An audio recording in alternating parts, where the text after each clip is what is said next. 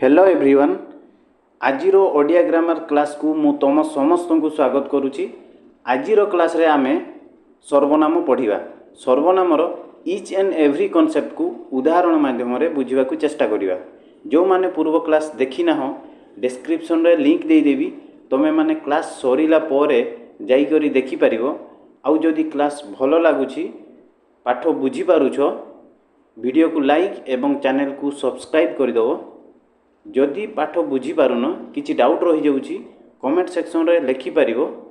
आउ जदि क्लास भलो लागुनी वीडियो को डिसलाइक करिकी जाई परिबो, किछि प्रॉब्लम नाही हैला। किंतु वीडियो टी को शेष पर्यंत देखंतु, शेष पर्यंत देखिले जाईकी ठीक रे पाठ बुझी परिबो। तो चलंतु आउ विलंब न करी क्लास आरंभ करिबा।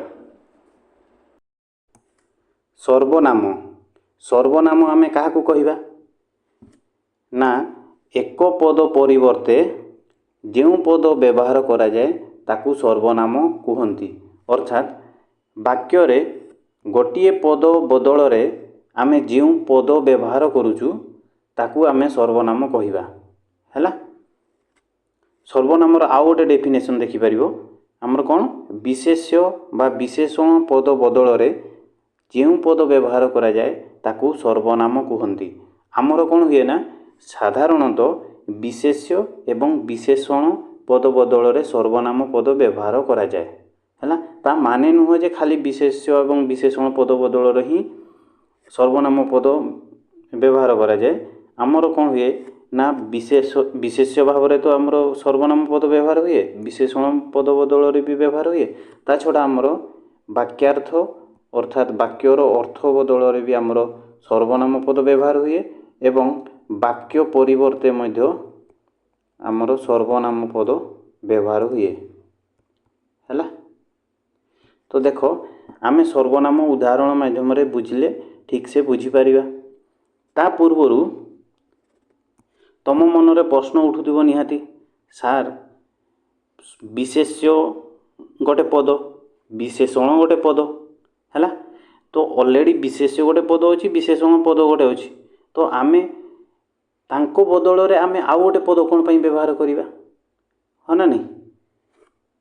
अरे व्याकरण जी देखी तांकर मुंड खराब हो जाइथिला ने कि हमको एग्जाम रे हैरान करिया पई गोटे सर्वनाम गोटे एक्स्ट्रा चैप्टर ऐड कर देला ह ना नहीं।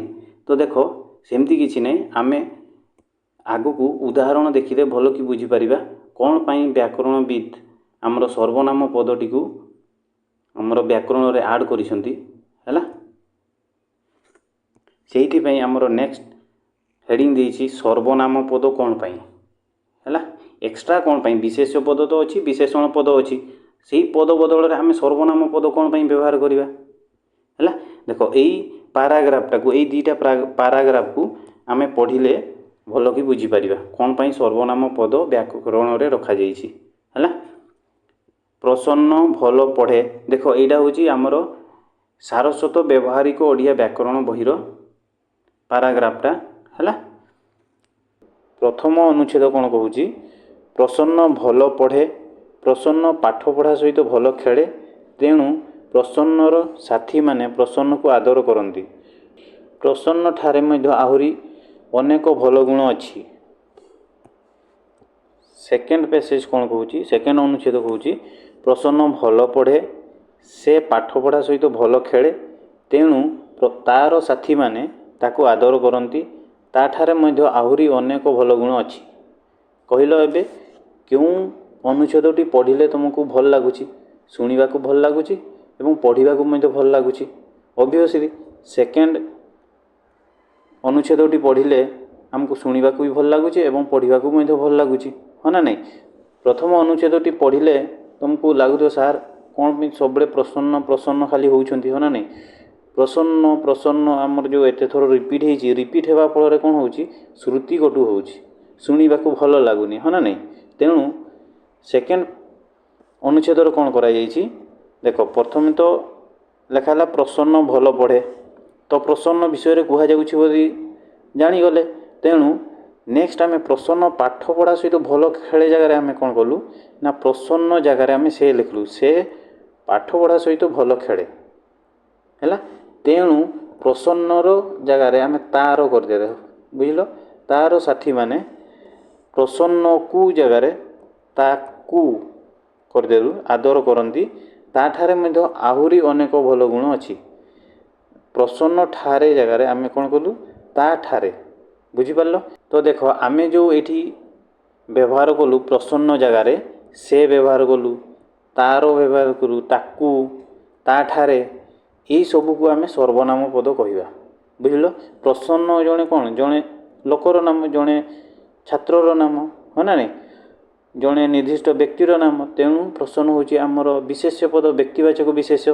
ତାହାରି ଜାଗାରେ ଆମେ କ'ଣ ବ୍ୟବହାର କରୁଛୁ ନା ଅଲଗା ଗୋଟେ ପଦ ବ୍ୟବହାର କରୁଛୁ, ଯେଉଁ ପଦକୁ ଆମେ କହିବା ସର୍ବନାମ ପଦ। ତାହେଲେ ଏଇ ପ୍ୟାସେଜରୁ ତମେ ମାନେ କ'ଣ ଜାଣିଲ, କ'ଣ ଜାଣିଲ?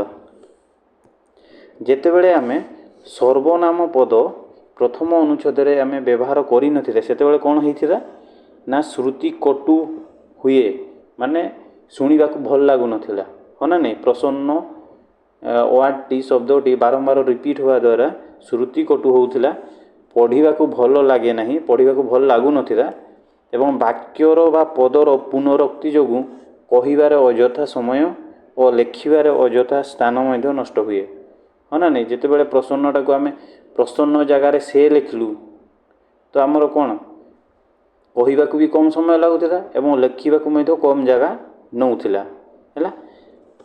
ତାହେଲେ ସର୍ବନାମ ପଦ ବ୍ୟବହାର ଦ୍ୱାରା ଆମର କ'ଣ ଲାଭ ହେଲା ନା ବାକ୍ୟଟି ଶ୍ରୁତି ମଧୁର ହେଲା, ହଁ ନା ନାହିଁ। ବାକ୍ୟର ସୌନ୍ଦର୍ଯ୍ୟ ବୃଦ୍ଧି ହେଇଗଲା, ଯାହାଫଳରେ ପଢ଼ିବାକୁ ଆମକୁ ଭଲ ଲାଗିଲା, ହେଲା। ଆଉ କ'ଣ ହେଲା ନା ବାକ୍ୟଟି ସଂକ୍ଷିପ୍ତ ହେଇଗଲା, ଯାହାଫଳରେ କହିବାରେ ଆମକୁ ଅଧିକ ସମୟ ଲାଗିଲାନି କି ଲେଖିବାରେ ମଧ୍ୟ ଅଧିକ ସ୍ଥାନ ଅଯଥା ନଷ୍ଟ ହେଲା ନାହିଁ, ବୁଝିପାରିଲ। ଏସବୁ କୋଶ୍ଚିନ୍ ବି ଆମର ଏକ୍ଜାମ୍ରେ ଆସେ, ବୁଝିପାରିଲ। ସେଇଥିପାଇଁ ମୁଁ ଏସବୁକୁ ରଖିଛି। ସର୍ବନାମ ପଦ ଆମେ ଯେତେବେଳେ ବ୍ୟବହାର କରୁନୁ ଗୋଟେ ଅନୁଚ୍ଛେଦରେ କିମ୍ବା ଗୋଟେ ବାକ୍ୟରେ କ'ଣ ଅସୁବିଧା ହୁଏ ସେତେବେଳେ, ଏବଂ ବ୍ୟବହାର ଦ୍ୱାରା ଆମର ସେଇ ଅସୁବିଧା କ'ଣ କ'ଣ ଅସୁବିଧା ଆମର ଦୂର ହେଉଛି ତାକୁ ମଧ୍ୟ ମୁଁ ସେଇଥିପାଇଁ ରଖିଛି। ନେକ୍ସଟ ମୁଁ ଗୋଟେ ଛୋଟ ଏକ୍ସରସାଇଜଟିଏ ରଖିଛି, ଭ୍ରମ ସଂଶୋଧନ କର। ଦୁଇଟି ବାକ୍ୟ ଦେଇଛି, ଦୁଇଟି ବାକ୍ୟରେ ଆମର କ'ଣ ଭୁଲ ଅଛି ତାକୁ ଆମେ ସଂଶୋଧନ କରିବା, ହେଲା। ପ୍ରଥମେ କହୁଛି ନଟିଆ ଆଜି ବାରିପଦା ଗଲା, ବାରିପଦାରେ ଜଟିଆକୁ ଭେଟିବ, ନଟିଆ ଓ ଜଟିଆ ଗାନ୍ଧୀ ପାର୍କ ବୁଲିବେ। ପ୍ରଥମେ ଲେଖା ହେଲା ନଟିଆ ଆଜି ବାରିପଦା ଗଲା, ଏଇ ବାକ୍ୟଟି ଆମର ଠିକ୍ ଅଛି। ତାପରେ ଲେଖିଲା ବାରିପଦାରେ ଜଟିଆକୁ ଭେଟିବ। ଦେଖ ପ୍ରଥମେ ଯେହେତୁ ଆମେ ବାରିପଦା ଅଲରେଡ଼ି ବାକ୍ୟରେ ବ୍ୟବହାର କରିସାରିଛୁ, ତେଣୁ ଆମେ ସେକେଣ୍ଡ ଟାଇମ୍ କ'ଣ କରିବା, ବାରିପଦାରେ ଜାଗାରେ ଆମେ କ'ଣ କରିବା ନା ସେଠାରେ, ସେଠାରେ ଲେଖିପାରିବା ନା ନାହିଁ, ଲେଖିପାରିବା। ସେଠାରେ ଜଟିଆକୁ ଭେଟିବ, ହେଲା। ଆମେ ସର୍ବନାମ ପଦ ବ୍ୟବହାର କଲୁ। ତାପରେ କ'ଣ ନା ନଟିଆ ଓ ଜଟିଆ ଗାନ୍ଧୀ ପାର୍କ ବୁଲିବେ। ଦେଖ ବାକ୍ୟରେ ଆମେ ଆଗରୁ ନଟିଆ ଆଉ ଜଟିଆ ୟୁଜ୍ କରିସାରିଛୁ, ତେଣୁ ନଟିଆ ଓ ଜଟିଆ ଜାଗାରେ ଆମେ ଲେଖିପାରିବା ସେମାନେ ଗାନ୍ଧୀ ପାର୍କ ବୁଲିବେ, ହେଲା। ଏବେ ବାକ୍ୟଟି ଠିକ୍ ଲାଗୁଛି। ନଟିଆ ଆଜି ବାରିପଦା ଗଲା, ସେଠାରେ ଜଟିଆକୁ ଭେଟିବ, ସେମାନେ ଗାନ୍ଧୀ ପାର୍କ ବୁଲିବେ।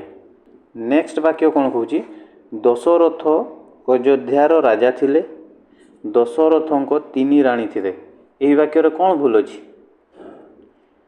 ଦେଖ ଦଶରଥ ପ୍ରଥମେ ବାକ୍ୟରେ ବ୍ୟବହାର ହେଇଛି, ଯେହେତୁ ସେକେଣ୍ଡ ଟାଇମ୍ ଆମେ ଦଶରଥ ଲେଖିବାନି, ତାଙ୍କର, ଦଶରଥଙ୍କ ଜାଗାରେ ଆମେ କ'ଣ ଲେଖିପାରିବା, ତାଙ୍କର 3 ରାଣୀ ଥିଲେ। ହେଇଗଲା, ସଂଶୋଧନ ହେଇଗଲା। ନେକ୍ସଟ ସର୍ବନାମ ପଦର ବ୍ୟବହାର। ସର୍ବନାମ ପଦ ଆମେ କାହା ବଦଳରେ ବ୍ୟବହାର କରୁଛୁ? ବିଶେଷ୍ୟ ବଦଳରେ ବ୍ୟବହାର କରୁଛୁ, ବିଶେଷଣ ବଦଳରେ ବ୍ୟବହାର କରୁଛୁ, ବାକ୍ୟ ପରିବର୍ତ୍ତେ ମଧ୍ୟ ବ୍ୟବହାର କରୁଛୁ ଏବଂ ବାକ୍ୟାର୍ଥ ଅର୍ଥାତ୍ ବାକ୍ୟର ଅର୍ଥ ବଦଳରେ ମଧ୍ୟ ଆମେ ବ୍ୟବହାର କରୁଛୁ। ଗୋଟେ ଗୋଟେ କରି ଆମେ ଉଦାହରଣ ମାଧ୍ୟମରେ ବୁଝିବାକୁ ଚେଷ୍ଟା କରିବା, ହେଲା। ପ୍ରଥମେ ଦେଖିବା ବିଶେଷ୍ୟ ପରିବର୍ତ୍ତେ ଆମେ ସର୍ବନାମ ପଦକୁ କେମିତି ବ୍ୟବହାର କରୁଛୁ। ଉଦାହରଣ ଦେଖ, ଈଶ୍ୱର ଦୟାଳୁ, ସେ ସର୍ବମଙ୍ଗଳକାରୀ।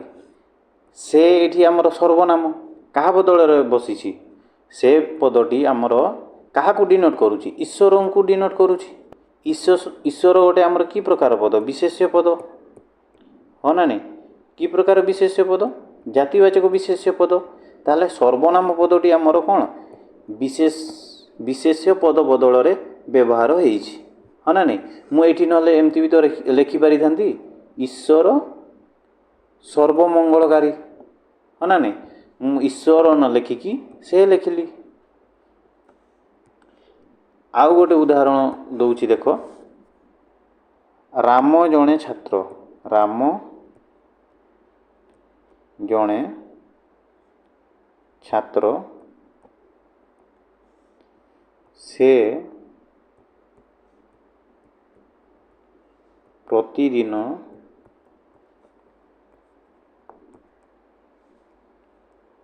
ସ୍କୁଲ ଯାଏ। ଦେଖ ଏହି ବାକ୍ୟଟି ଦେଖ, ରାମ ଜଣେ ଛାତ୍ର, ସେ ପ୍ରତିଦିନ ସ୍କୁଲ ଯାଏ। ସେ ହେଉଛି ଆମର ସର୍ବନାମ। ସେ ଏଠି କାହାକୁ ଡିନୋଟ୍ କରୁଛି? ରାମକୁ ଡିନୋଟ୍ କରୁଛି। ରାମ ଜଣେ କିଏ? ଜଣେ ନିର୍ଦ୍ଦିଷ୍ଟ ବ୍ୟକ୍ତିର ନାମ। ତେଣୁ ରାମ ଆମର କ'ଣ? ବ୍ୟକ୍ତିବାଚକ ବିଶେଷ୍ୟ, ହଁ ନା ନାହିଁ? ବ୍ୟକ୍ତିବାଚକ ବିଶେଷ୍ୟ। ତେଣୁ ଆମର ସର୍ବନାମ ପଦଟି କାହା ବଦଳରେ ବସିଛି? ବିଶେଷ୍ୟ ପଦ ବଦଳରେ ବସିଛି। ବୁଝିହେଲା? ନେକ୍ସଟ ଦେଖ, ବିଶେଷଣ ପଦ ବଦଳରେ ସର୍ବନାମ ପଦ କିପରି ବସୁଛି? ପିତା ଚତୁର କିନ୍ତୁ ପୁତ୍ର ସେପରି ନୁହେଁ। ପୁତ୍ର କେଉଁପରି ନୁହେଁ? ଚତୁର ନୁହେଁ, ହଁ ନା ନାହିଁ? ସେପରି ଏଠି କାହାକୁ ଡିନୋଟ୍ କରୁଛି? ଚତୁରକୁ ଡିନୋଟ୍ କରୁଛି। ଚତୁର ଆମର କି ପ୍ରକାର ପଦ? ଏଇଟା ହେଉଛି ଆମର ବିଶେଷଣ ପଦ। ବିଶେଷଣ ପଦ, ହଁ ନା ନାହିଁ? ତ ସେପରି ଆମେ କାହା ବଦଳରେ ବ୍ୟବହାର କରୁ? ବିଶେଷଣ ପଦ ବଦଳରେ ବ୍ୟବହାର କଲୁ। ବୁଝିପାରିଲ?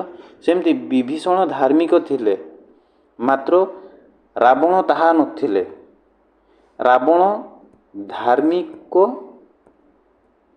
ନଥିଲେ ଏମିତି ଲେଖିପାରିଥାନ୍ତି, କିନ୍ତୁ ଧାର୍ମିକ ବଦଳରେ ମୁଁ କ'ଣ ଲେଖିଲି? ତାହା ଲେଖିଲି। ତାହେଲେ ଆମର ତାହା କାହା ବଦଳରେ ବ୍ୟବହାର ହେଲା? ବିଶେଷଣ ପଦ ବଦଳରେ ବ୍ୟବହାର ହେଲା। ଧାର୍ମିକ ଆମର କ'ଣ? ବିଶେଷଣ ପଦ। ନେକ୍ସଟ ଦେଖ, ବାକ୍ୟ ପରିବର୍ତ୍ତେ ଆମେ ସର୍ବନାମ ପଦ କେମିତି ବ୍ୟବହାର କରୁଛୁ? ପଣ୍ଡିତ ଜବାହରଲାଲ ନେହେରୁ ଜଣେ ପ୍ରବୀଣ ରାଜନୀତିଜ୍ଞ ଥିଲେ।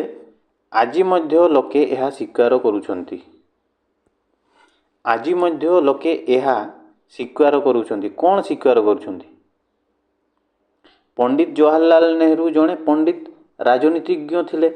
ଏହି କଥାଟାକୁ ଲୋକେ ଆଜି ମଧ୍ୟ ସ୍ୱୀକାର କରୁଛନ୍ତି। ତା ମାନେ କ'ଣ? ପୁରା ଆମର ଏଇ ବାକ୍ୟ ପରିବର୍ତ୍ତେ ଏ ଯେଉଁ ଏହା ସର୍ବନାମଟି ଆମେ ବ୍ୟବହାର କରିଛୁ, ହଁ ନା ନାହିଁ? ତେଣୁ ଏଠାରେ ଆମର କ'ଣ ହେଲା? ଗୋଟେ ବାକ୍ୟ ପରିବର୍ତ୍ତେ ଆମର ସର୍ବନାମ ପଦଟି କେମିତି ବ୍ୟବହାର ହେଇଛି ଆମେ ଏଠି ବୁଝିଲେ।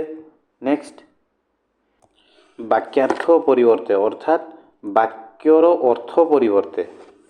କବି ଜୟଦେବ ଜଗନ୍ନାଥଙ୍କର ପରମ ଭକ୍ତ, ଏହା କାହାକୁ ଅଜଣା ନାହିଁ।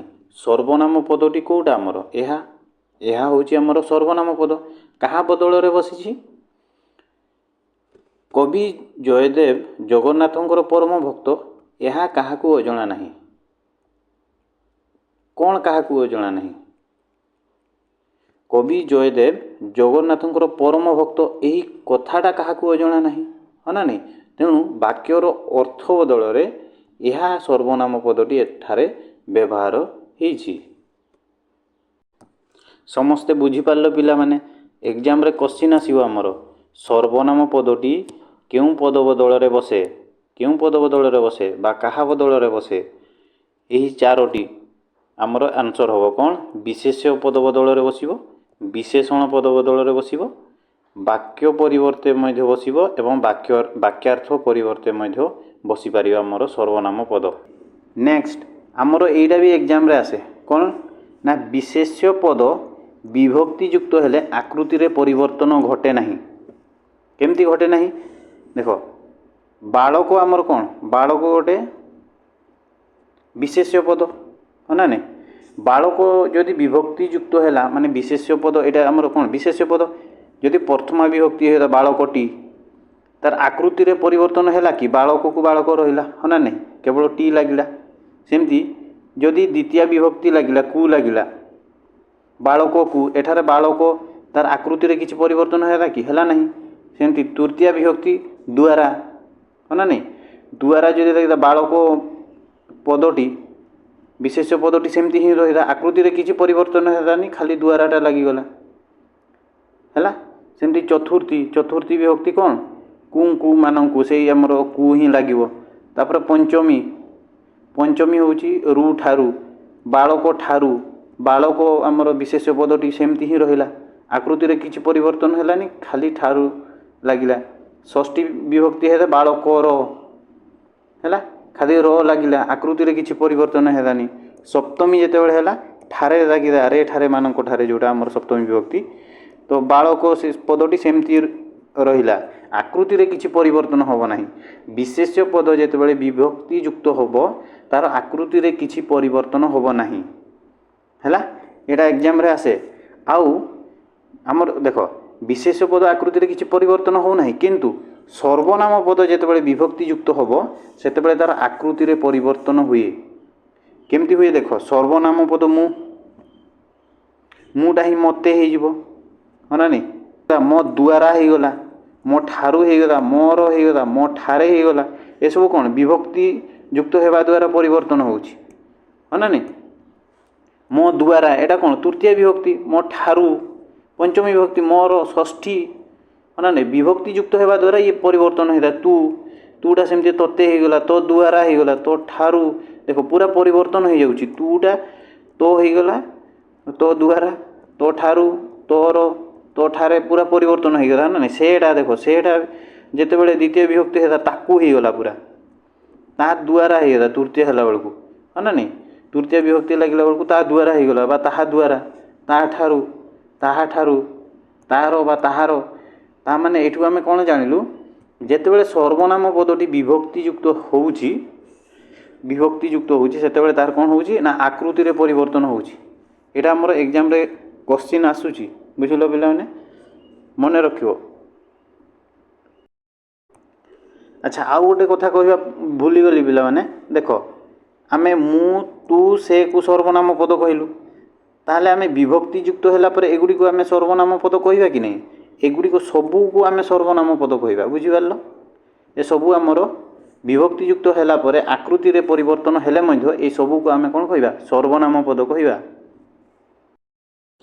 नेक्स्ट आमर आसीला सर्वनामर श्रेणी विभाग सर्वनाम को केते भाग रे विभक्त करा जायछि सर्वनाम को 7 भाग रे विभक्त करा जायछि सेगुडी को कौन कौन पुरुषवाचक सर्वनाम बा जहाँ को व्यक्तिवाचक सर्वनाम मध्य कहती तापर आसला प्रश्नवाचक सर्वनाम निर्देशात्मक सर्वनाम आपेक्षिक बा संबंधवाचक सर्वनाम निर्णायक सर्वनाम आत्मवाचक सर्वनाम समुच्चयी सर्वनाम बा समुच्च बोधक सर्वनाम आमे गोटे गोटे करी पढ़िबा हैला प्रथमे आमे पढ़िबा पुरुषवाचक सर्वनाम बा व्यक्तिवाचक सर्वनाम तमे माने समस्ते जानिछ आमर पुरुष होची केते प्रकार तीन प्रकार प्रथम पुरुष द्वितीय पुरुष एवं तृतीय पुरुष प्रथम पुरुष रे को माने जिवे मु आमे आमे माने आम्भे माने ए सब हेले आमर प्रथम पुरुष द्वितीय पुरुष रे को माने जिवे तू तुमे तुमे माने बा तुम्भे माने आपण आपण माने ए सब हेले आमर द्वितीय पुरुष तृतीय पुरुष को माने जिवे प्रथम पुरुष एवं द्वितीय पुरुष को छाड़ी देले आउ जहाँ रहिले सबु आमर तृतीय पुरुष रे जिवे से माने ए सब हेले आमर कोन तृतीय पुरुष हैला एही सबु पद गुडी को आमर कोन सर्वनाम पद पुरुषवाचक सर्वनाम पद हैला यह को मध्य आमर कोन कहंती व्यक्तिवाचक सर्वनाम कहंती कोन पई कहंती कहीं ना यही सब सर्वनाम पद गुड़िक व्यक्ति मानक बदल रे व्यवहृत हुए तेणु यह व्यक्तिवाचक सर्वनाम कहती मु आमे आमे माने ए सब कौन व्यक्ति मानक बदल रे ही व्यवहृत हुए कौन सी पशु पई व्यवहार हुएनी है ना नहीं कौन सी पशु कि आमर पक्षी है ना ए सब पई व्यवहार हुएनी केवल आमर कौन व्यक्ति मानक बदल रे जेहेतु ए सब व्यवहार हुए तेणु एगुड़ी को व्यक्तिवाचक सर्वनाम कह जाए आमर आउ गोटे क्वेश्चन आसे ये जे पुरुषवाचक सर्वनाम बा व्यक्तिवाचक सर्वनाम को केते भागरे विभक्त करा जायछि केते भागरे विभक्त करा जायछि तीन भागरे विभक्त करा जायछि हैला तीन भागरे कौन कौन प्रथम पुरुष द्वितीय पुरुष तृतीय पुरुष नहीं प्रथम पुरुष सर्वनाम द्वितीय पुरुष सर्वनाम तृतीय पुरुष सर्वनाम हैला उदाहरण गुड़िक देख मु जड़े छात्र एठारे सर्वनाम पदटी कोटा मु हूँ पुरुषवाचक सर्वनाम तुमे माने पाठ पढ़ तुमे माने हूँ आमर पुरुषवाचक सर्वनाम सेमती आपण माने मो कथा शुणु यही वाक्य आमर दुईटा पुरुषवाचक सर्वनाम पद अच्छी आपण आ मो मो माने कौन मोर आपण मोर कथा शुणु है ना नहीं मो हूँ आमर कौन पुरुषवाचक सर्वनाम एवं आपण भी पुरुषवाचक सर्वनाम सेमती से माने ग्रामवासी एठार से माने हूँ पुरुषवाचक सर्वनाम सेमती आमे समस्ते गाँव रु आसीचु यही वाक्य आमे हूँ पुरुषवाचक सर्वनाम सेमती से माने मोर भाई बंधु यही वाक्य से माने एवं मोर ये दुईटी है आमर पुरुषवाचक सर्वनाम। नेक्स्ट प्रश्नवाचक सर्वनाम प्रश्नवाचक सर्वनाम क्या कहती ना प्रश्न पचारिबा पई जो सर्वनाम पद व्यवहार कराए सेगुड़ी प्रश्नवाचक सर्वनाम कहुए जमती किए काहाकू कହାର काहाठारू काहापाई काहा सह कौन केउटी एमती जहाँ भी प्रश्नसूचक आमर पद अच्छी से सबू को आम प्रश्नवाचक सर्वनाम कहवा है जमती उदाहरण देख देशर प्रधानमंत्री नाम कौन एठारे कौन हूँ आमर कौन प्रश्नसूचक पद तेणु यहाँ हूँ आमर प्रश्नवाचक सर्वनाम। द्वितीय उदाहरण देख पिला माने सबुदिन केउठी खेलुचंती केउठी पदरु प्रश्न पचारा जाउछि बोली आमको जना पड़ुछि तेणु यहाँ हो आमर प्रश्नवाचक सर्वनाम। देख प्रथमे आमे पुणी कौन जानी जे विशेष्य किंबा विशेषण पद बदल जो पद बसे ताकू आमे सर्वनाम कहवा हाँ ना नहीं तो कौन आउ केउठी पद को आमे प्रश्नवाचक सर्वनाम कहले तेणु यही कौन आउ केउठी ये दुईटी पद मध्य वाक्य कौन सी विशेष्य किंबा विशेषण पद बदल बसी थी से ही सर्वनाम कहुच्छी हाँ ना नहीं से लॉजिकटा को आम ये अप्लाई करके देखा देख देशर प्रधानमंत्री नाम कौन वर्तमान देशर प्रधानमंत्री किए अच्छा श्रीजुक्त नरेंद्र मोदी हाँ ना नहीं ता माने तांको नाम बदल कौन पदटी बसी हाँ ना नहीं तो आमर नरेंद्र मोदी श्रीजुक्त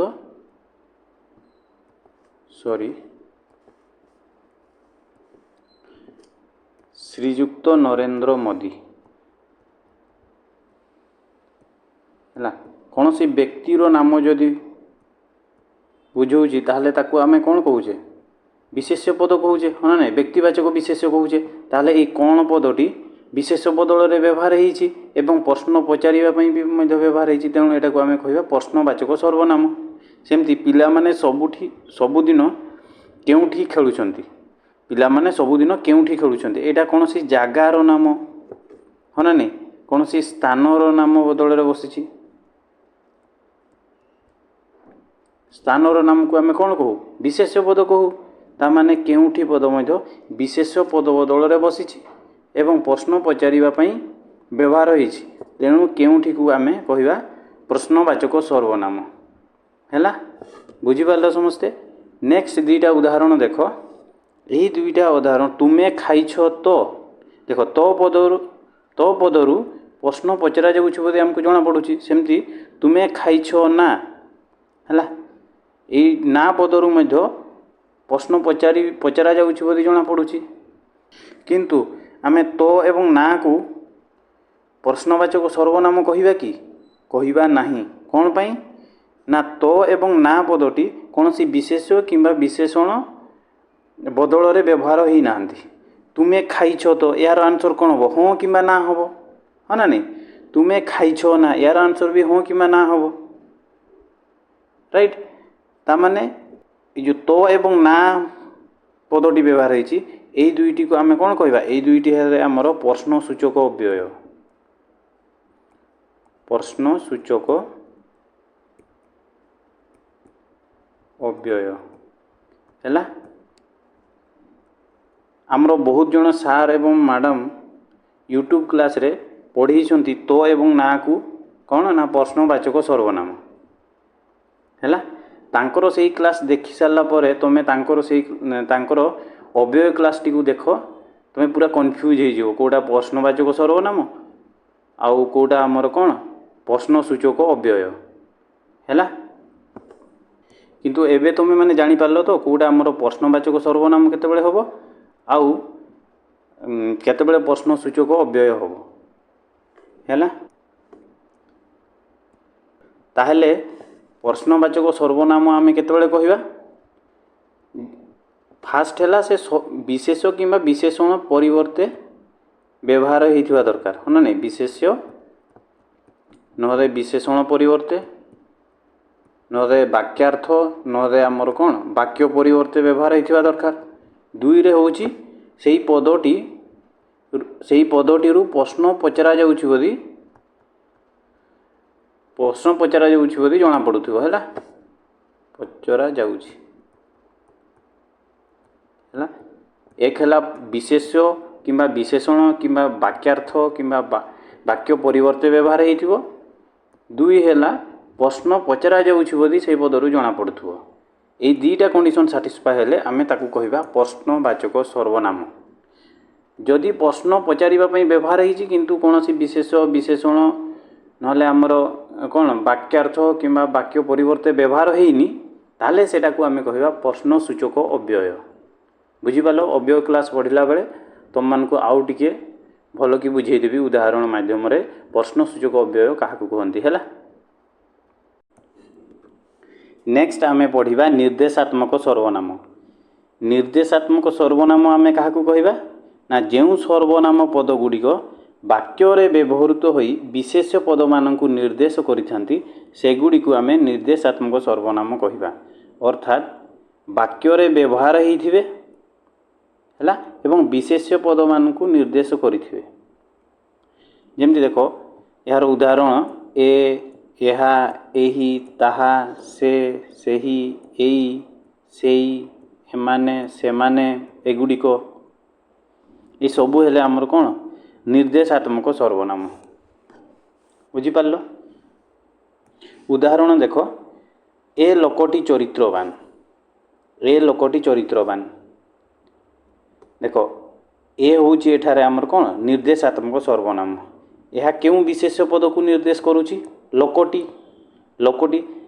ए पदटी क्या निर्देश करुच्ची लोकटी लोक आमर कौन विशेष पद हो ना नहीं सेमती से मनीष नुहे गोटाए पशु एठारे से हूँ आमर कौन निर्देशात्मक सर्वनाम व्यक्तिवाचक सर्वनाम होबो नहीं हैला एठारे निर्देशात्मक सर्वनाम कौन पई होबो एई से पदटी मनीष पद को निर्देश करुच्ची से मनीष नुहे मनीषटा कि पद विशेष पद हैला से पदटी विशेष पद को एठारे निर्देश करुच्ची तेणु एठारे से हूँ आमर निर्देशात्मक सर्वनाम नेक्स्ट उदाहरण देख ता कथा मते कहना यही ता पदटा क्या निर्देश करुच्ची ये कथा विशेष पद को निर्देश करुच्ची तेणु ता हूँ आमर कौन निर्देशात्मक सर्वनाम सेमती एही ग्राम रे मोर जन्म यही पदटी क्या निर्देश करुच्ची ग्राम विशेष पद को निर्देश करुच्ची तेणु यही हूँ आमर कौन निर्देशात्मक सर्वनाम बुझिपार तो एठारे तुमर डाउट आसुथबो सार ये जो से एठारे आमे निर्देशात्मक सर्वनाम कहिले पुणी से को आमे कहूचे व्यक्तिवाचक बा पुरुषवाचक सर्वनाम हाँ ना नहीं कन्फ्यूजन होउची तो से डाउटा को आमे दूर करिबा देखो मु दुटा उदाहरण लिखिची रमेश भलो छात्र से नियमित पढ़े देखो रमेश बदल रे से पदटी आसिला एठारे ए सेटा को आमे कौन कहिबा व्यक्तिवाचक सर्वनाम बा पुरुषवाचक सर्वनाम हैला आमे जेतेबेले निर्देशात्मक सर्वनाम केतेबेले कहिबा देखो जेकोसी सर्वनाम देइथिबो ता परे जदि विशेष्य पदटे थिबो हैला एवं सेही सर्वनाम पदटी सेही विशेष्य पद को निर्देश करुथिबो ताहले सेतेबेले आमे ताकू निर्देशात्मक सर्वनाम कहिबा बुझिपारलो रमेश भलो छात्र एटा गोटे वाक्य से नियमित पढ़े एटा आउ गोटे वाक्य हैला से परे कोनोसी विशेष्य पद एठारे नहीं, तेणु यहाँ हूँ आमर कौन पुरुषवाचक सर्वनाम। किंतु यही वाक्यटी देख, से लोकटी मोर शिक्षक, से लोकटी मोर शिक्षक, से पोरे आमर कौन लोक गोटे शब्द अच्छी, तो लोक आमर कौन लोक हूँ विशेष्य पद, और ताहले आमर कौन से सर्वनामटी लोक पद को माने विशेष्य पद को निर्देश कला। तेणु से एठारे व्यक्तिवाचक सर्वनाम न होइकी आमर हम निर्देशात्मक सर्वनाम। बुझिपार? जदि यही वाक्य ही मुझे कौन करी ये लोकटी को काटिदेवी, से मोर शिक्षक, एठारे से ही कौन जदि लोकटी न था से मोर शिक्षक, एठारे से ही पुरुषवाचक सर्वनाम। पुरुषवाचक सर्वनाम बा व्यक्तिवाचक सर्वनाम। बुझिपार? नेक्स्ट आमे पढ़िबा आपेक्षिक बा संबंधवाचक सर्वनाम। आमे काहाकू कहिबा ना जेउ सर्वनाम पद समूह वाक्य परस्पर को अपेक्षा करती बा संबंध स्थापन करती सेगुड़ी को आमे आपेक्षिक सर्वनाम कहिबा। बुझिपार? देख डेफिनेशन को भल भाव देख, जेउ सर्वनाम पद समूह वाक्य परस्पर को अपेक्षा करती। बुझिपार? जमती उदाहरण को जे से, जे जो वाक्य आमर जे एवं से पेयर भाव में व्यवहृत होते एवं जे पदटी से को अपेक्षा करते आमे ताकू कहबा आपेक्षिक बा संबंधवाचक सर्वनाम। सेमती जहा ताहा, जेते सेते एमती पेयर भाव में व्यवहार होइथिबो, हैला जोड़ी जोड़ा भाव में व्यवहार होइथिबो। बुझिल ना? जहार ताहार, जीए सीए, हैला खाली जदि आमर कौन खाली जदि जे आसिला से नहीं आमर वाक्य ताहले सेटा आमर संबंधवाचक सर्वनाम होबो नहीं। बुझिपारल? जे माने से माने, जेउठारे से सेठारे, जेमिति सेमिति, जेपरि सेपरि एमती जोड़ा जोड़ा भाव में आमर कौन व्यवहार होइथिबो वाक्य रे। बुझिपारल? सेतेबेले आमे ताहाकू कहबा कौन ना आपेक्षिक बा संबंधवाचक सर्वनाम। बुझिपारल?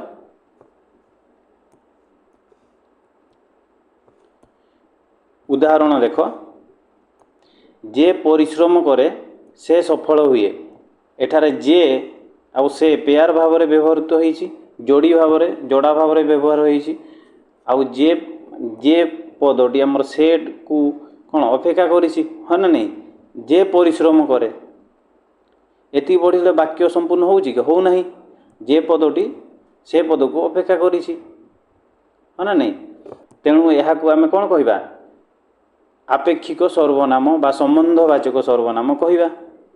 सेमती जहाँ घटिबार थिबो ताहा अवश्य घटिबो, जहाँ ताहा, जहाँ टी ताहा पद को अपेक्षा करिछि, हाँ ना नहीं?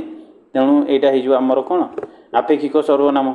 सेमती जेपरि सेपरि, जेपरि कर्म करिवो सेपरि फल पाइबो, जेपरि सेपरि आमर हिजो कौन आपेक्षिक सर्वनाम।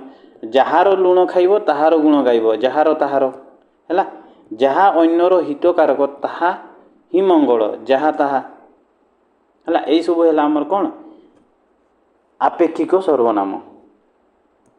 देख आमर समुच्चय सर्वनाम एवं आपेक्षिक बा संबंधवाचक सर्वनाम मध्य पिलांकर कन्फ्यूजन हुए, हैला। आमे समुच्चय सर्वनाम जेतेबेले पढ़िबा सेतेबेले मु तुमको क्लियर करदेवी जे आपेक्षिक सर्वनाम आमे केतेबेले कहिबा एवं समुच्चयी सर्वनाम आमे केतेबेले कहिबा। वर्तमान तुम मैंने बुझीगल आपेक्षिक बा संबंधवाचक सर्वनाम क्या कहती, क्या कहती ना वाक्य जो सर्वनाम पद समूह कहूँ गोटे पद कहूनी, पद समूह अर्थात दीटा निहाती थे है जोड़ा होगी थे एवं परस्पर को अपेक्षा करें है से सर्वनाम पदद्वय परस्पर को अपेक्षा करें सेतेबेले ताकू आमे कौन कहबा ना सही दुईटी सर्वनाम पद को आमे आपेक्षिक बा संबंधवाचक सर्वनाम कहबा। एबे बुझी पारल आपेक्षिक बा संबंधवाचक सर्वनाम क्या कहती, एबे भी बुझी पारलनी। देख आपेक्षिक सर्वनाम बा संबंधवाचक सर्वनाम ठीक आमर गर्लफ्रेंड बॉयफ्रेंड परिका जोड़ा होकर था है जड़े आउ जन को ସବୁବେଳେ ଅପେକ୍ଷା କରିଥାନ୍ତି। ଗାର୍ଲଫ୍ରେଣ୍ଡ ଯେଉଁଠି ଥିବ ବୟଫ୍ରେଣ୍ଡ ମଧ୍ୟ ସେଇଠି ଥିବ, ହଁ ନା ନାହିଁ, ଯୋଡ଼ା ହେଇ କରିଥାନ୍ତି। ଠିକ୍ ସେମିତି ଆମର ଆପେକ୍ଷିକ ସର୍ବନାମ ବି ଗାର୍ଲଫ୍ରେଣ୍ଡ ବୟଫ୍ରେଣ୍ଡ ପରିକା ସବୁବେଳେ ଯୋଡ଼ା ହେଇକିରି ଥିବେ। ବାକ୍ୟରେ ଜଣକୁ ପାଉଛ ମାନେ ଆଉ ଜଣକୁ ପାଇବ ନିହାତି। ଯଦି ପାଉନାହ ତାହେଲେ ତାକୁ ଆମେ ଆପେକ୍ଷିକ ସର୍ବନାମ କହିବା ନାହିଁ। ହେଲା। ନେକ୍ସଟ ଆମେ ପଢ଼ିବା ନିର୍ଣ୍ଣାୟକ ସର୍ବନାମ। ନିର୍ଣ୍ଣାୟକ ସର୍ବନାମ ଆମେ କାହାକୁ କହିବା? ଯେଉଁ ସର୍ବନାମ ପଦ ବାକ୍ୟରେ ବ୍ୟବହୃତ ହୋଇ ବିଶେଷ୍ୟ ପଦକୁ ନିର୍ଣ୍ଣୟ କରିଥାଏ ତାହାକୁ ନିର୍ଣ୍ଣାୟକ ସର୍ବନାମ କୁହନ୍ତି। ସେ କ'ଣ କହୁଛି? ଯଦି ବାକ୍ୟରେ ସର୍ବନାମ ପଦଟି ବିଶେଷ୍ୟ ପଦକୁ ନିର୍ଣ୍ଣୟ କରୁଥିବ ତାହେଲେ ତାକୁ ଆମେ ନିର୍ଣ୍ଣାୟକ ସର୍ବନାମ କହିବା। ଡେଫିନେସନରୁ କିଛି ବୁଝି ହେଉଛି କି? କିଛି ବି ବୁଝି ହେଉନାହିଁ, ହଁ ନା ନାହିଁ? ତ ଆମେ କେମିତି ଆଇଡେଣ୍ଟିଫାଏ କରିବା ଯେ ବାକ୍ୟରେ ବ୍ୟବହାର କରାଯାଇଥିବା ସର୍ବନାମ ପଦଟି ନିର୍ଣ୍ଣାୟକ ସର୍ବନାମ ନା ଆଉ କ'ଣ ସର୍ବନାମ? ଦେଖ, ନିର୍ଣ୍ଣାୟକ ଶବ୍ଦଟି କେଉଁ ଶବ୍ଦରୁ ଆସିଛି? ନିର୍ଣ୍ଣୟ। ନିର୍ଣ୍ଣୟ ମାନେ କ'ଣ? ଡିସିସନ୍ ନେବା। କୌଣସି ଲୋକ ଉପରେ, ନହେଲେ ନିଜ ଉପରେ, ନହେଲେ କୌଣସି ଘଟଣା ଉପରେ, ନହେଲେ କୌଣସି ବିଷୟ ଉପରେ ଆମେ କେତେବେଳେ ଡିସିସନ୍ ନେଇପାରିବା? କେତେବେଳେ ନିଜର ମନ୍ତବ୍ୟ ବା ନିଜର ମତ ଦେଇପାରିବା? ଯେତେବେଳେ ଆମେ ସେହି ବିଷୟକୁ ବା ସେହି ଘଟଣାକୁ ବା ସେହି ଲୋକକୁ ଆମେ ଅନୁଧ୍ୟାନ କରିବା, ଫଲୋ କରିବା, ହଁ ନା ନାହିଁ? ତାପରେ ଯାଇକରି ଆମେ କ'ଣ ନିଜସ୍ୱ ଗୋଟେ ମତ ଦେଇପାରିବା। ହେଲା, ଏଇ ନିଜସ୍ୱ ମତ ଦେବାକୁ ହିଁ ଆମେ କ'ଣ କୁହନ୍ତି? ନା ନିର୍ଣ୍ଣାୟକ, ମାନେ ନିର୍ଣ୍ଣାୟକ ସର୍ବନାମ କହିବା। ଏମିତି ଯଦି କିଛି ମିନିଂ ଦେଉଥିବ ବାକ୍ୟରେ ସେତେବେଳେ ଆମେ କହିବା ଏଇଟା ହେଉଛି ଆମର କ'ଣ? ନିର୍ଣ୍ଣାୟକ ସର୍ବନାମ। ଦେଖ, ଉଦାହରଣ ଦେଖିଲେ ଭଲ ଭାବରେ ବୁଝିପାରିବ। ରାକେଶ ଓ ଦିନେଶ ଦୁଇ ସାଙ୍ଗ, ଉଭୟ ଭଲ ପାଠ ପଢ଼ନ୍ତି। ଦେଖ, ରାକେଶ ଏବଂ ଦିନେଶ ଦୁଇ ସାଙ୍ଗ, ତାଙ୍କୁ ମୁଁ ଅନୁଧ୍ୟାନ କଲା ପରେ, ତାଙ୍କୁ ମୁଁ ଫଲୋ କଲା ପରେ ମୁଁ କ'ଣ ମନ୍ତବ୍ୟ ଦେଉଛି ଯେ ଉଭୟ ଭଲ ପାଠ ପଢ଼ନ୍ତି, ହଁ ନା ନାହିଁ? ତାଙ୍କୁ ମୁଁ ଅନୁଧ୍ୟାନ କଲା ପରେ ତାପରେ ଯାଇକି ମୁଁ ଜାଣିଲି ଯେ ସେମାନେ କ'ଣ ନା ଭଲ ପାଠ ପଢ଼ନ୍ତି, ତେଣୁ ମୁଁ କହିଲି ଉଭୟ ଭଲ ପାଠ ପଢ଼ନ୍ତି। ତାହେଲେ ଉଭୟ ଆମର କାହା ବଦଳରେ ବ୍ୟବହାର ହେଉଛି? ଦିନେଶ ଏବଂ ରାକେଶ ବଦଳରେ, ହଁ ନା ନାହିଁ? ତେଣୁ ଏଟାକୁ ଆମେ କ'ଣ କହିବା? ନିର୍ଣ୍ଣାୟକ ସର୍ବନାମ। ନିଜସ୍ୱ ମୋର ମନ୍ତବ୍ୟ ଦେଲି, ହଁ ନା ନାହିଁ? ସେମିତି ସଂସାରରେ ଯେତେ ଲୋକ ଅଛନ୍ତି ପ୍ରତ୍ୟେକଙ୍କର ଚରିତ୍ର ସମାନ ନୁହେଁ। ଦେଖ, ସଂସାରରେ ଯେତେ ଲୋକ ଅଛନ୍ତି ପ୍ରତ୍ୟେକଙ୍କର ଚରିତ୍ର ସମାନ ନୁହେଁ। ମୁଁ ପ୍ରତ୍ୟେକଙ୍କର ଚରିତ୍ର ସମାନ ନୁହେଁ ଏଇଟା ନିଜସ୍ୱ ମୋର ଗୋଟେ ମନ୍ତବ୍ୟ ଦେଉଛି, ହଁ ନା ନାହିଁ? ସେମିତି ଗୋଟେ ମିନିଂ ଆସୁଛି କି ନାହିଁ? ମୁଁ କେତେବେଳେ ଜାଣିଲି? ନା ମୋର ନିଜ ଏକ୍ସପିରିଏନ୍ସରୁ ଜାଣିଲି, ହଁ ନା ନାହିଁ? ନିଜର ଜୀବନର ଏକ୍ସପିରିଏନ୍ସରୁ ଜାଣିଲି ଯେ ସଂସାରରେ ଯେତେ ଲୋକ ଅଛନ୍ତି ପ୍ରତ୍ୟେକଙ୍କର ଚରିତ୍ର ସମାନ ନୁହେଁ। ନିଜର ଗୋଟେ ମତ ଦେଲି, ତେଣୁ ଏଠାରେ ପ୍ରତ୍ୟେକଙ୍କର ହେଇଯିବ ଆମର କ'ଣ? ନିର୍ଣ୍ଣାୟକ ସର୍ବନାମ। ସେମିତି ତୁମେ ସବୁ କଥାରେ ମୁଣ୍ଡ ଖେଳାଅ ନାହିଁ। ହେଲା, ଜଣେ ଲୋକକୁ ମୁଁ କହୁଛି ତୁମେ ସବୁ କଥାରେ ମୁଣ୍ଡ ପୁରାଅ ନାହିଁ, ତା ମାନେ କ'ଣ? ମୁଁ ତାଙ୍କୁ ଦେଖିଛି, ଅନୁଧ୍ୟାନ କରିଛି, ଫଲୋ କରିଛି ଯେ ସେ ସବୁ କଥାରେ ମୁଣ୍ଡ ପୁରାଏ, ହଁ ନା ନାହିଁ? ତେଣୁ ତାକୁ କହିଲି ତୁମେ ସବୁ କଥାରେ ମୁଣ୍ଡ ଖେଳାଅ ନାହିଁ। ଏଠାରେ ସବୁ ହେଇଯିବ ଆମର କ'ଣ? ନିର୍ଣ୍ଣାୟକ ସର୍ବନାମ। ସେମିତି ଗତ ରାତିରେ ଚୋରମାନେ ତାଙ୍କର ସମସ୍ତ ଧନ ସମ୍ପତ୍ତି ନେଇଗଲେ। ହେଲା, ଗତ ରାତିରେ ତାଙ୍କର ସମସ୍ତ ଧନ ସମ୍ପତ୍ତି ନେଇଗଲେ ଚୋରମାନେ। ତାହେଲେ ଏଇ ଯେଉଁ ସମସ୍ତ ଧନ ସମ୍ପତ୍ତି ନେଇଗଲେ, ଏଇଟା ମୋର ନିଜସ୍ୱ ମତ ଗୋଟେ ଦେଉଛି। ମୁଁ ଦେଖିଲି ହଁ ସମସ୍ତ ଜିନିଷ ଚୋରି କରି ନେଇଗଲେ, ତାପରେ ମୁଁ ନିଜର ମନ୍ତବ୍ୟ ଦେଲି ଯେ ସମସ୍ତ ଧନ ସମ୍ପତ୍ତି ନେଇଗଲେ। ସମସ୍ତେ ଏଠାରେ ହେଇଯିବ ଆମର କ'ଣ? ନିର୍ଣ୍ଣାୟକ ସର୍ବନାମ। ସେମିତି ଅନ୍ୟ ଲୋକଙ୍କୁ ସମ୍ମାନ ଦେଲେ ନିଜର ସମ୍ମାନ ବଢ଼େ, ଏଇଟା ମୁଁ କେତେବେଳେ ଜାଣିଲି? ନିଜର ଅନୁଭୂତି, ଜୀବନର ଏକ୍ସପିରିଏନ୍ସରୁ ଜାଣିଲି ଏବଂ ନିଜର ଗୋଟେ ମନ୍ତବ୍ୟ ଦେଉଛି, ନିଜର ଗୋଟେ ମତ ଦେଉଛି, ହଁ ନା ନାହିଁ? ଏଠାରେ ଅନ୍ୟ ଲୋକ, ଅନ୍ୟ ହେଇଯିବ ଆମର କ'ଣ? ନିର୍ଣ୍ଣାୟକ ସର୍ବନାମ। ଦେଖ ପିଲାମାନେ, ତୁମ ମନରେ ପ୍ରଶ୍ନ ଉଠୁଥିବ, ସାର୍ ଆମେ ଯଦି ଜାଣିପାରିବା ନାହିଁ ବାକ୍ୟ ସେଇ ମିନିଂ ଦେଉଛି ବୋଲି ଆମେ ଯଦି ଜାଣିପାରିବାନି ତାହେଲେ କେମିତି ଆମେ ଆନ୍ସର ଦେବା ଏକ୍ଜାମ୍ରେ? ଦେଖ, ଆମେ ସେତେବେଳେ ଆମର ଅପସନ୍କୁ ୟୁଜ୍ କରିବା। ଯାହା ଆମର ଏକ୍ଜାମ୍ ଯାହା ହେଉଛି 4ଟି ଅପସନ୍ ଦେଇଥିବ ନା, 4ଟି ଅପସନ୍ ଦେଇଥିବ। ଅପସନ୍ ଗୁଡ଼ାକୁ ଆମେ ଏଲିମିନେଟ୍ କରିବା। ହେଲା, ଅପସନ୍ ଗୁଡ଼ାକୁ ଆମେ ୟୁଜ୍ କରିବା। ହେଲା, ତାପରେ ଆମେ ଆନ୍ସର ଦେବା। ସେତେବେଳେ ଦେଖ, MCQ କ୍ୱେଶ୍ଚିନ୍ ଆଟେମ୍ପ୍ଟ କରିବା ବହୁତ ଇଜି ଆଉ ବହୁତ କଷ୍ଟ ବି। ଯିଏ ଆଟେମ୍ପ୍ଟ କରି ଜାଣିଛି ସେ ଆରାମସେ କ୍ୱେଶ୍ଚିନ୍ର ଏଇ ଯେଉଁ ଅପସନ୍ ଗୁଡ଼ାକୁ ଏଲିମିନେଟ୍ କରି ଆରାମସେ ଆନ୍ସର ଦେଇପାରିବ ଯଦି କନସେପ୍ଟ କ୍ଲିଅର୍ ଥିବ। ହେଲା, ତେଣୁ ତୁମେମାନେ କନସେପ୍ଟ କ୍ଲିଅର୍ ହେଇକି ଯାଅ। ଆମେ ଯେତେବେଳେ କ୍ୱେଶ୍ଚିନ୍ MCQ ଡିସ୍କସନ୍ କରିବା ସେତେବେଳେ ମୁଁ ତୁମମାନଙ୍କୁ କହିବି ଆମେ କେମିତି କ୍ୱେଶ୍ଚିନ୍ଟାକୁ ଆଟେମ୍ପ୍ଟ କରିବା। ହେଲା, କେମିତି କ୍ୱେଶ୍ଚିନ୍ର ଅପସନ୍କୁ ଆମେ କେମିତି ଏଲିମିନେଟ୍ କରିବା। नेक्स्ट आत्मवाचक सर्वनाम नामर ही जना पड़ुछि आत्म माने कौन आत्म माने होछि निज स्वयं हैला जेमती तुम मैंने शुणी आत्मविश्वास आत्मविश्वास निज उपरे विश्वास करने को ही आत्मविश्वास कहती हाँ ना नहीं।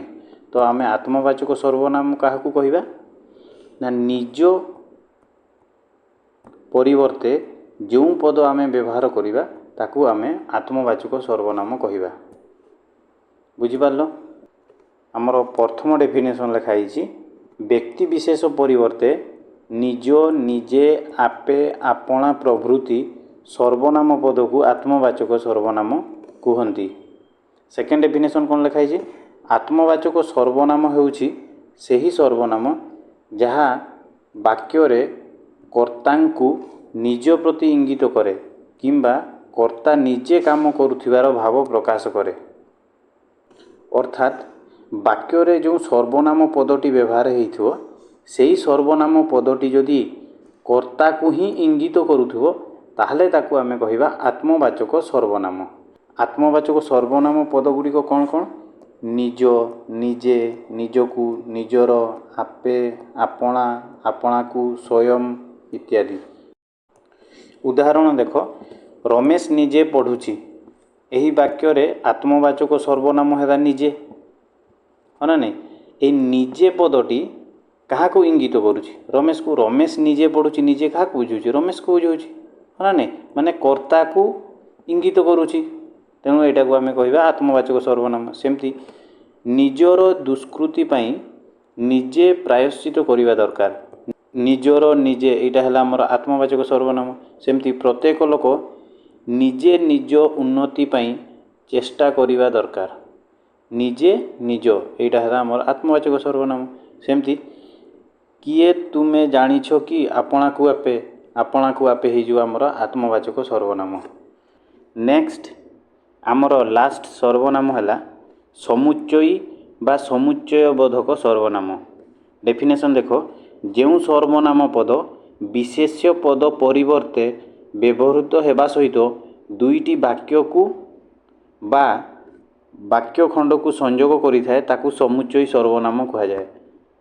डेफिनेशन कौन कहूची जदि सर्वनाम पदटी विशेष्य पद परिवर्ते व्यवहृत होइथिबो एवं ता सहित कौन करिथिबो ना दुईटी वाक्य को नहले वाक्य खंड को संयोग करिथिबो जोड़ीबारे साहाय्य करिथिबो ताहले ताकू आमे कहिबा समुच्चयी सर्वनाम हैला। कंडीशन ताहा हमर कोन रहिला विशेष्य परिवर्ते व्यवहृत होइथिबो हैला विशेष्य परिवर्ते व्यवहृत होइथिबो एवं वाक्य दुईटी बा वाक्य खंड को संयोग करुथिबो हैला वाक्य दुईटी को संयोग करुथिबो।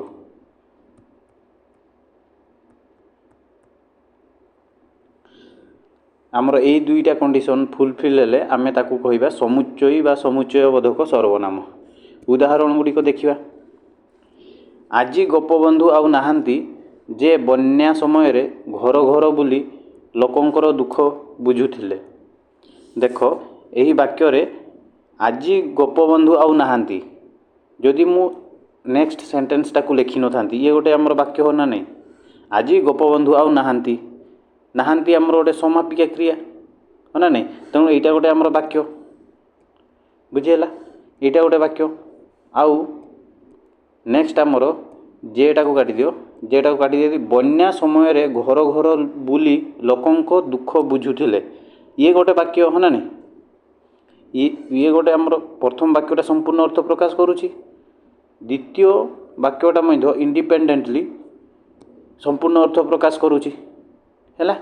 आउ एई दुईटा वाक्य को जोड़ुछि किए जे आजी गोपबंधु आउ नाहांती जे बन्या समय रे घर घर बुली लोकंक दुख बुझुथिले जेटा आमर कौन एई वाक्य दुईटा को जोड़ीबारे साहाय्य करुछि।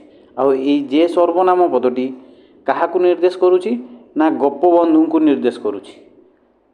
आजी गोपबंधु आउ नाहांती जे बन्या समय रे घर घर बुली लोकंक दुख बुझुथिले किए बुलुथिले गोपबंधु बुलुथिले ହଁ ନା ନାହିଁ, ଗୋପବନ୍ଧୁ ବୁଲୁଥିଲେ।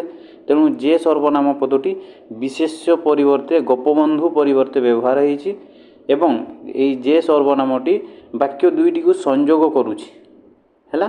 ତେଣୁ ଏହାକୁ ଆମେ କହିବା ସମୁଚ୍ଚୟୀ ସର୍ବନାମ। ନେକ୍ସଟ ଉଦାହରଣ ଦେଖ, ଏମିତି ଲୋକ କେହି ନାହିଁ ଯେ ଜୀବନରେ ଥରକ ପାଇଁ ମିଛ କହି ନାହିଁ। ଏମିତି ଲୋକ କେହି ନାହିଁ, ଏଇଟା ଗୋଟେ ଆମର ବାକ୍ୟର ଅଂଶ। ଜୀବନରେ ଥରକେ ମିଛ କହି ନାହିଁ, ଏଇଟା ଆମର କ'ଣ, ଏଇଟା ଗୋଟେ ବାକ୍ୟ। ଏଇଟା ଗୋଟେ ବାକ୍ୟ ଆଉ ଇଏ ହେଲା ଆମର ବାକ୍ୟର ଅଂଶ। ଏ ଦୁଇଟାକୁ କିଏ ଯୋଡ଼ୁଛି, କିଏ, ଯେ, ହଁ ନା ନାହିଁ। ଯେ ସର୍ବନାମଟି କାହା ପରିବର୍ତ୍ତେ ବ୍ୟବହାର ହେଇଛି, ଏମିତି ଲୋକ, ହଁ ନା ନାହିଁ। ଏମିତି ଲୋକ ପରିବର୍ତ୍ତେ ବ୍ୟବହାର, ଏମିତି ଲୋକ କେହି ନାହିଁ ଯେ ଜୀବନରେ ଥରକ ପାଇଁ ମିଛ କହି ନାହିଁ। ମାନେ ଯେ ସର୍ବନାମ ପଦଟି ଲୋକ ପାଇଁ, ଏମିତି ଲୋକ ପାଇଁ ବ୍ୟବହାର ହେଇଛି ଏବଂ ଏହା ବାକ୍ୟ ଦୁଇଟିକୁ ଆମର ବାକ୍ୟ ଇଏ ହେଉଛି ଆମର ପୁରା ବାକ୍ୟ କୁହାଯିବନି, ଏମିତି ଲୋକ କେହି ନାହିଁ ହେଲା। ଏଇଟା ଗୋଟେ ବାକ୍ୟର ଅଂଶ ଏବଂ ଏହି ବାକ୍ୟକୁ ସଂଯୋଗ କରୁଛି ବାକ୍ୟ ଦୁଇଟିକୁ, ନହେଲେ ବାକ୍ୟ ଖଣ୍ଡକୁ ଯଦି ସଂଯୋଗ କରୁଥିବ ତାକୁ ଆମେ କହିବା ସମୁଚ୍ଚୟୀ ବା ସମୁଚ୍ଚୟ ବୋଧକ ସର୍ବନାମ ହେଲା।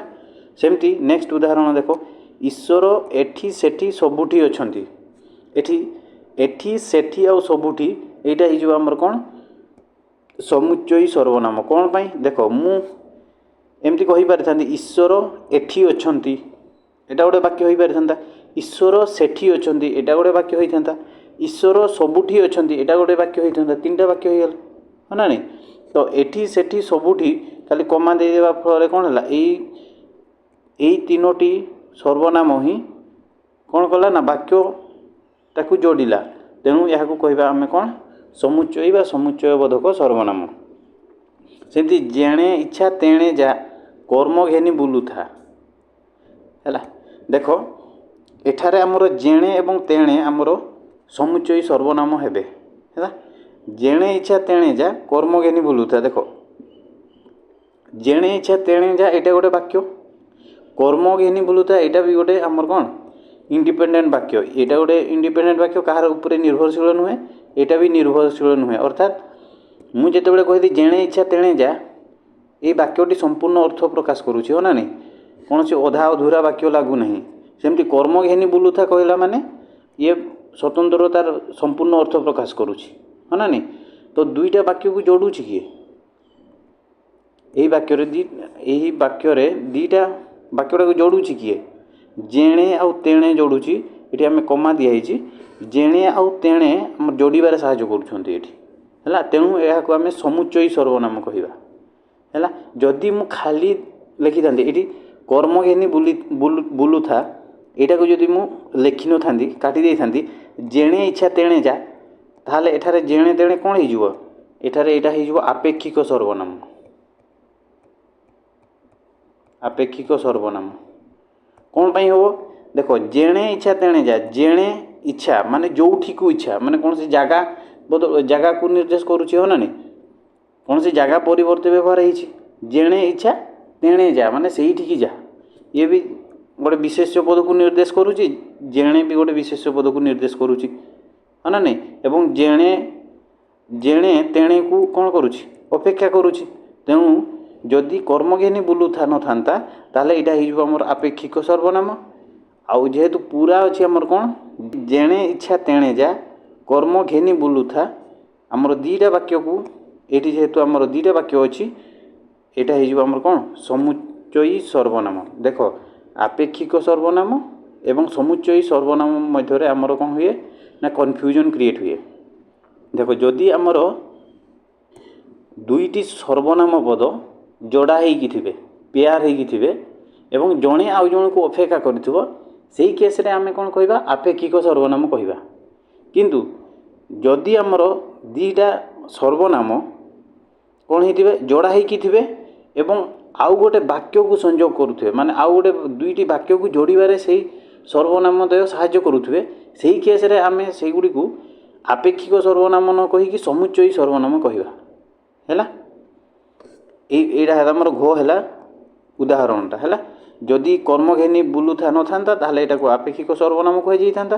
ଯେହେତୁ ଏଇଟା ବାକ୍ୟ ଦୁଇଟାକୁ ସଂଯୋଗ କରୁଛି, ଆଉ ଗୋଟେ ବାକ୍ୟ ଅଛି ହେଲା, ୟାଙ୍କର ଯୋଡ଼ା ସହିତ ଆଉ ଗୋଟେ ବାକ୍ୟ ଆସିଗଲା ନା, ତେଣୁ ଇଏ ଆମର କ'ଣ ବାକ୍ୟକୁ ଯୋଡ଼ିବାରେ ମଧ୍ୟ ସାହାଯ୍ୟ କରୁଛି। ଯେଉଁଠି ଯୋଡ଼ିବାରେ ସାହାଯ୍ୟ କରୁଥିବ ସେଇ କେସ୍ରେ ଆମର ସମୁଚ୍ଚୟୀ ସର୍ବନାମ ହେବ। ବୁଝିପାରିଲ? ଦେଖ ଆମର କନଫ୍ୟୁଜନଟା କ୍ରିଏଟ୍ ହୁଏ ଏମିତି ଯଦି କୋଶ୍ଚିନ୍ ଦେଇଥିବ ଘ କ ଖ ଗ ଏଇ ସେଣ୍ଟେନ୍ସ ଗୁଡ଼ାରେ ତ ଜଣେ ଆରାମସେ କହିଦେଇପାରିବ ଏଇଟା ହେଉଛି ଆମର କ'ଣ ସମୁଚ୍ଚୟୀ ସର୍ବନାମ, ହଁ ନା ନାହିଁ? ଏମିତି କେସ୍ରେ କନଫ୍ୟୁଜନ୍ ହେବ ହେଲା। ଏମିତି କେସ୍ରେ ସମସ୍ତେ କନଫ୍ୟୁଜ୍ ହେଇଯିବେ ଯେ ଆମେ ଏଟାକୁ ଆପେକ୍ଷିକ ସର୍ବନାମ କହିବା ନା ସମୁଚ୍ଚୟୀ ସର୍ବନାମ କହିବା। ମୁଁ ତୁମମାନଙ୍କୁ କ'ଣ କହିଲି, ଏଇ କେତେବେଳେ ଆମେ ସମୁଚ୍ଚୟୀ ସର୍ବନାମ କହିବା, ଯଦି ଏଇ କେସ୍ଟା କଥା କହୁଛି ଯେଣେ ତେଣେ ଯେଉଁଠି ଆମେ ଆପେକ୍ଷିକ କି ସମୁଚ୍ଚୟୀ ସର୍ବନାମ ଏଇ ଭିତରେ ଡାଉଟ୍ ହେବ। ଦେଖ ଯେଣେ ତେଣେ ଆମର ଆପେକ୍ଷିକ ସର୍ବନାମ ବି ହେଇପାରିବେ ଏବଂ ସମୁଚ୍ଚୟୀ ସର୍ବନାମ ବି ହେଇପାରିବେ। ଯଦି କର୍ମ ଘେନି ବୁଲୁଥା ଏଇ ସେଣ୍ଟେନ୍ସଟା ନଥାନ୍ତା ତାହେଲେ ଯେଣେ ତେଣେକୁ ଆମେ ଆପେକ୍ଷିକ ସର୍ବନାମ କହିଥାନ୍ତେ। ଯେହେତୁ ଏଇଟା ଅଛି ଆଉ କର୍ମ ଘେନି ବୁଲୁଥା ଏଇଟା ଗୋଟେ ଇଣ୍ଡିପେଣ୍ଡେଣ୍ଟ ବାକ୍ୟ, ଖାଲି କର୍ମ ଘେନି ବୁଲୁଥା କହିଲେ ଇଏ ସମ୍ପୂର୍ଣ୍ଣ ଅର୍ଥ ପ୍ରକାଶ କରୁଛି। ଯେଣେ ଇଚ୍ଛା ତେଣେ ଯା ଏଇଟା ସମ୍ପୂର୍ଣ୍ଣ ଅର୍ଥ ପ୍ରକାଶ କରୁଛି। ଦୁଇଟା ଇଣ୍ଡିପେଣ୍ଡେଣ୍ଟ ବାକ୍ୟ, ହଁ ନା ନାହିଁ? ତାଙ୍କୁ ଯୋଡ଼ୁଛି କିଏ? ଯେଣେ ତେଣେ। ତେଣୁ ଏଠାରେ ଆମେ ଏହାକୁ କହିବା ସମୁଚ୍ଚୟୀ ବା ସମୁଚ୍ଚୟ ବୋଧକ ସର୍ବନାମ। ବୁଝିପାରିଲ?